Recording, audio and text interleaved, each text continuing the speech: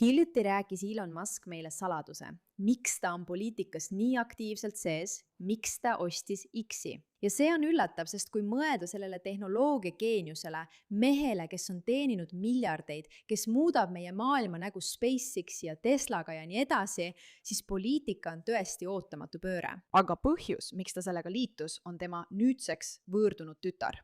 Tema tütar kannab nime Vivian Jenna Wilson, kuid varem tunti teda kui poissi Xavier Musk. Elon Musk kinnitab, et ta hakkas poliitikaga tegelema oma võõrdunud transsoolise tütre Vivian Wilsoni tõttu. Nüüd on Vivian ise muutunud väga populaarseks selle veidi huvitava intervjuu tõttu, kus temalt küsiti arvamust oma isa kohta ja see oli tema vastus. Su isa on ju parim, kas pole? Aga mis siis? Vabandust? Parim, sinu isa. Olgu. Nii et kõikjal räägitakse sellest, sest on ilmselge, et ta on jõudnud oma praegusele positsioonile ainult tänu sellele, kes tema isa on. Aga see suhe seal ei ole sugugi lihtne. Enda intervjuu ajal lihtsalt minema jalutamine on lisaks sellele, et see on väga-väga ebaprofessionaalne, ka selge märk sellest, et sa ei soovi sellest teemast rääkida. Siiski on Elon Musk ise sellest palju rääkinud, sest on selge, et see murrab tema südamed täielikult. Neile, kes ei tunne Vivian Wilsonit, siin ta on. Ma olen modell. On väga põnev olla saadik, see on minu modellikarjääris suur samm edasi.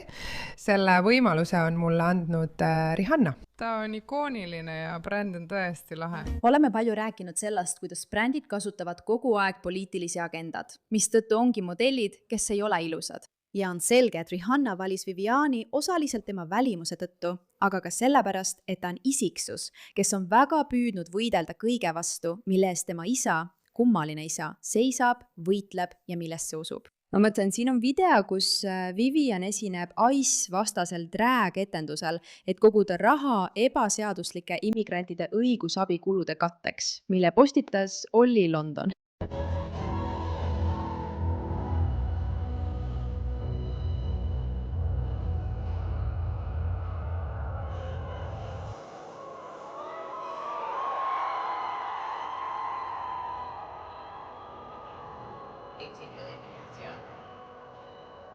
See on juba iseenesest kummaline etteaste ja eriti kummaline, kui mõistad, mis selle esituse toimumise taga tegelikult toimub, eks. Vivian teeb seda selleks, et oma isa vastu igal võimalikul moel võidelda. Ma olen tihti rääkinud sellest, et minu jaoks on kogu see transteema täiesti südantlõhestav ja mitmel moel.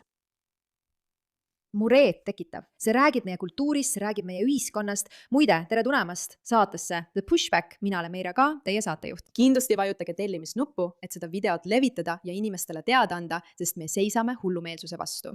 Ja see on video, mis pani hiljuti inimesi mõtlema, kas Vivianiga on ikka kõik korras. Kui see ei ole töödeldud, kui see on töödeldud, siis ma ei taha seda. Proua, see on 11 naela kaaluv perveviil delikatessink. Selles ei ole luid, rasva ega sidekude. See on mitme sea lihasegu. Emuljeeritud, medeldatud, kurnatud ja lõpuks paratamatult. Aga see video ei puuduta tegelikult Vivianit ega tema otsuseid olla transsooline. See on video Elon Muskist ja sellest, mida kogu see lugu tema jaoks tähendab. Sest see on tõeliselt südantlõhestav. Nagu näete, vaid 15 tundi tagasi kirjutas Elon Musk, hävitage Woke'i mõtteviirus. Xavier tapeti Woke'i mõtteviiruse poolt. Nüüd see sureb. Mida ta selle all mõtleb? Ja Xavieri all peab ta silmas Vivianit. Elon Muski võõrdunud transsooline poeg väidab, et tal pole eriti raha ja ta elab 3 toakaaslasega pärast seda, kui katkestas sidemed oma isaga. Vivian Jenna Wilson on rääkinud oma rahalisest olukorrast uues intervjuus 3 aastat pärast seda, kui katkestas avalikult sidemed oma miljardärist isaga, esitades avalduse oma soo ja nime muutmiseks, et end naisena määratleda. Ma saan endale toitu lubada. Mul on sõbrad, peavari ja natuke vaba raha, mis on tore ja palju õnnelikum olukord kui enamikul minu vanustel Los Angeleses. Musk avaldas varem, et tema transsooline poeg oli hukkunud Woke'i mõtteviiruse tõttu ning ütles, et arstid olid teda petnud, et ta lubaks oma pojal 16-aastaselt soo üleminekut alustada. Nüüd on juba iseenesest šokeeriv, et arutatakse noorte soo ülemineku lubamist. Ja te peaksite kindlasti huvi pärast vaatama Olli, sest ma küsin endalt alati seda küsimust, kas peaks lihtsalt olema kena ja pöörduma nende inimeste poole selle soo järgi, mille nad on valinud, või kas see lihtsalt normaliseerib midagi, mis minu jaoks on tõesti vastuvõetamatu. Ja see on paljude inimeste jaoks segadust tekitav küsimus. Me ei hakka praegu sellesse arutelu laskuma, aga Olli Londoni lugu on kindlasti väärt uurimist. Kuulame, mida Elon Musk selle kohta ütleb, sest minu arvates on see mitmes mõttes üsna hämmastav. Ja mida rohkem me praegu kuuleme lugusid kõigest, mis on toimunud transliikumisega, seda kurvemaks see mind teeb. Ma kaotasin sisuliselt oma poja. Nii et nad nimetavad seda põhjusega deadnaminguks. Ja, olgu. Põhjus, miks seda nimetatakse deadnaminguks, on see, et sinu poeg on surnud. Nii et minu poeg Xavier on surnud. Woke mõtteviiruse poolt tapetud. Mul on kahju seda kuulda. Ma ei suuda ette kujutada, mis tunne see võiks olla. Jah. Siin viitab ta oma pojale Xavierile ja ütleb, et Xavier suri. See on huvitav. Ta ei ütle, et ma kaotasin Xavieri. Teate küll, et ta on nüüd tüdruk. Ta ütleb, ei, Xavier. Ta on leppinud sellega, et Vivian ei saa kunagi enam Xavieriks tagasi. Aga täpsemalt ütleb ta, et tema süda on murtud sellepärast, et woke mõtteviirus tappis tema poja. Aga mis see woke mõtteviirus siis on, millest ta räägib? Kuuleme. Sooidentiteeti kinnitab ravi, mis on laste sandistamine ja omamoodi steriliseerimine. Ja, see juhtus ühe minu vanema pojaga. Mind peteti sisuliselt ära, et ma kirjutaksin alla dokumentidele ühe oma vanema poja Xavieri jaoks. On hull mõelda, et üks maailma teadlikumaid ja edukamaid mehi võidi sellesse asja ära petta. Miks ta sellesse ära peteti? See näitabki, kui uskumatult kontrolliv ja hullumeelne see liikumine oli, et panna meid kõiki uskuma, et transi normaalsena pidamine on normaalne asi. 16-aastasel lapsel ei tohiks mitte kunagi, mitte mingil juhul lubada soolist üleminekut. Üle 18-aastastest rääkimine on hoopis teine teema, aga 16-aastasel ei tohiks kunagi lubada soolist üleminekut, sest vähemalt minu kogemuse põhjal ei ole ma kunagi kohanud noort, kes tunneks end oma kehas täiesti mugavalt. Ma ei taha kogu transsoolise kogemuse teemasse süveneda, kui sa tõesti tunned, et sa ei ole oma kehaga seotud võrreldes sellega, kelleks sa end pead, siis minu arvates on see arutelu mõneks teiseks korraks. Siiski, asjaolu, et see mees võidi sellesse ära petta, tähendab, et väga paljusid inimesi petetakse samamoodi. Ütle mulle, et sa ei võta enam kaltsiumi lisandeideks, sest sa tead ju, et need tõenäoliselt ei aita sind, eriti kui sul pole piisavalt kollageeni organismis. Kollageen, kuulen sind küsimas, jah, just nii. Jah, ma olin ka üllatunud, sest olin samas olukorras nagu sina ega teadnud, et pärast 30. eluaastat hakkab meie keha tootma järjest vähem kollageeni, umbes 1–2% aastas. Ja mul on aastaid olnud probleeme liigestega. Ja ma proovisin kõiki toidulisandeid, kuni leidsin Native Pathi rohusöödetud veiste kollageeni ja kõik muutus, sest see on tõeline saladus, kuidas hoida meie nahk pingul, luud tugevad ja liigesed töökorras. Ja see ei ole ebameeldiv, sest see lahustub täielikult vees või kohvis ja tuhanded kasutajad on kirjeldanud täpselt samu kogemusi nagu minulgi. Parem nahk, parem uni, vähem valu. Nii et paranda oma elu ja toeta saadet, sest ma loodan, et Native Pathist saab meie sponsor tänu meie eripakkumisele ja tasuta saatmisele. Mina aadressile getnativepath.com/kalkriips, getnativepath.com/Mira. See on getnativepath.com/MEIRA. Proovi seda riskivabalt. 365 päevase raha tagasi garantiiga. Tead, mulle öeldi, et Xavier võib enesetapu sooritada ja mulle ei selgitatud, et puberteediblokaatorid on tegelikult lihtsalt steriliseerimisravimid. Ja nii ma kaotasingi oma poja sisuliselt. Nii et tead, nad nimetavad seda deadnaminguks põhjusega. Ja, olgu, põhjus, miks seda nimetatakse deadnaminguks, on see, et sinu poeg on surnud. Nii et minu poeg Xavier on surnud. Tapetud woke'i mõtteviiruse poolt. Pärast seda andsin endale lubaduse hävitada woke'i mõtteviirus. Nii et just selle tõttu, mis tema pojaga juhtus, ütles ta, ma hävitan selle. Ma annan vande hävitada woke'i mõtteviirus. Ja me teeme selles osas edusamme. Nüüd, asi on selles, et see on vanem intervjuu. Paljud inimesed on seda juba näinud. Ma arvan, et see on umbes aastast 2025. See on kindlasti enne, kui Jordan Peterson haigestus. Ja see läks väga viraalseks, sest see oli huvitav seletus ja sissevaade mehesse, keda sageli ei peeta emotsionaalseks inimeseks. Teate küll, ta on selline robotlik kuju, kes lihtsalt läheb ja hävitab tavapärase ning loob selle asemele hämmastavaid uusi asju. aga kui näha teda ütlemas, et ma sain aru, et midagi on tõeliselt kohutavalt valesti, sest nad võtsid ja varastasid mu lapse, eks. Mis see woke mõtteviiruse asi siis on, millest Elon Musk räägib? Kokkuvõtlikult võib-olla woke mõtteviirus seisneb selles, et luuakse väga-väga lõhestavat identiteedipoliitikat. See tegelikult võimendab rassismi, võimendab ausalt öeldes seksismi ja kõiki muid isme. Ja kuigi väidetakse vastupidist, siis tegelikult see lõhestab inimesi, paneb neid üksteist vihkama ja paneb inimesi iseennast vihkama. Ja see on ka meritokraatia vastane. See ei põhine teenetel. Sa tahad, et inimesed saavutaksid edu selle põhjal, kui palju nad vaeva näevad ja millised on nende anded. Mitte selle põhjal, kes nad on, kas mees või naine, mis rassist või soost nad on. See on kunstlik, vaimne kodusõda, mis on loodud. Absoluutselt. Mis mind selle teema juures tõeliselt paelub, on see, et kui inimesed muutuvad millegi suhtes liiga kinnisideeliseks, on see märk ebatervislikkusest. Kui tüdruk muutub mehe suhtes liiga kinnisideeliseks, on see märk ebatervislikkusest.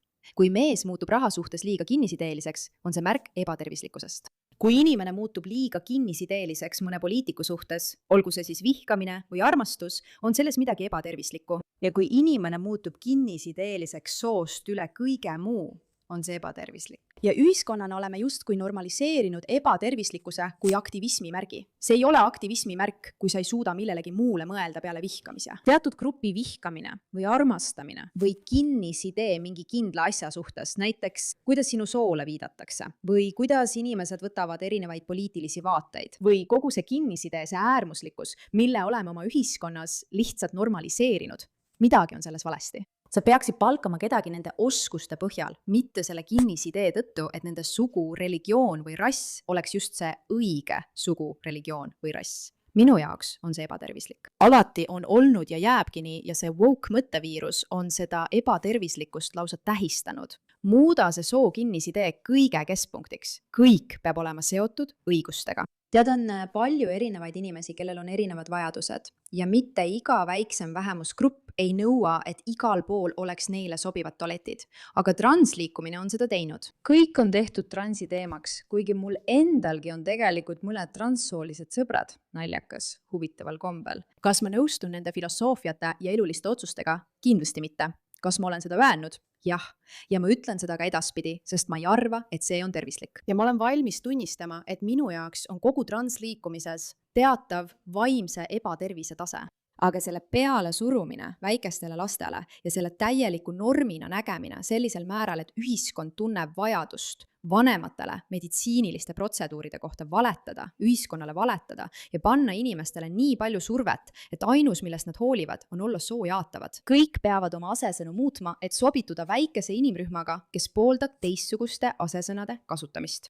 See on ebatervislik kinnisidee. Nüüd, woke'i mõtteviirusel on väga palju erinevaid elemente. Woke'i mõtteviirus on see, kui sa lõpetad inimeste oskuste ja aususe väärtustamise ning hakkad keskenduma hoopis soole, rassile ja muudele asjadele. Sa muutud kõige selle suhtes kinnisideeliseks, mis tegelikult ei peaks üldse tähtsad olema. Okei, siin ta räägib sellest Joe Rogani saates ja pea meeles, just selle tõttu otsustas Elon Musk osta X-i, sest ta mõistis, et kogu info, mida me saame, ei olnud tegelikult loodud vabaduse põhimõttel ega selleks, et me saaksime ise oma arvamusi hinnata. See oli loodud spetsiaalselt selleks, et suruda peale teatud päevakavasid, mille õngege ta ise oli läinud. Ja. Kas sa ärkad kunagi öösel üles ja näed und, et sa ei teinud seda ära? Ja su elu on lõpmatult lihtsam. No see on kindlasti. Retsept probleemideks, ma arvan, või? Vaidluseks. Mis see siis lõpuks oli, mis pani sind selle otsuse tegema?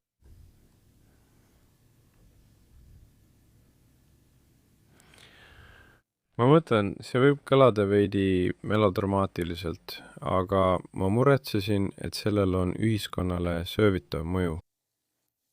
Et sellel oli lihtsalt halb mõju. Ja ma arvan, et osaliselt oli asi ka selles, kus see asus, nimelt San Francisco kesklinnas. Ja kuigi ma arvan, et San Francisco on ilus linn ja me peaksime tõesti selle nimel kõvasti pingutama. San Francisco olukorda parandada, siis kui sa oled kõndinud San Francisco kesklinnas otse endise Twitteri peakontori lähedal, siis see on nagu zombi apokalüpsis.